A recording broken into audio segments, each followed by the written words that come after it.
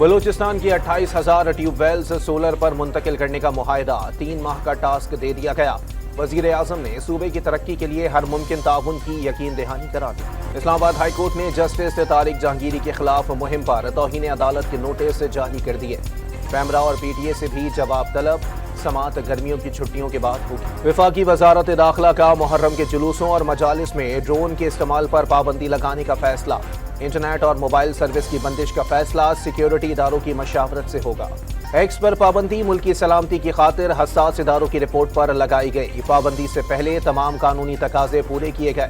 وفاقی وزارت داخلہ نے سندھ ہائی کورٹ میں ایک اور جواب جمع کرا دیا۔ وفاقی وزارت داخلہ نے پروٹیکٹڈ صارفین کو نان پروٹیکٹڈ کیٹیگری میں شامل کرنے پر اظہار تشویش۔ تمام شواہد کا جائزہ لے کر ذمہ داران کے تعین کی ہدایت۔ پشاور میں چیئرمین پیپلز پارٹی اور گورنر خیبر پختونخوا کی ملاقات۔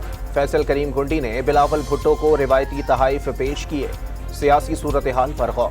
کینیا کی ہائی کورٹ نے ارشد شریف کے قتل کو غیر قانونی قرار دے دیا۔ پولیس اور سیکیورٹی ایجنسیز کے خلاف تحقیقات کا حکم۔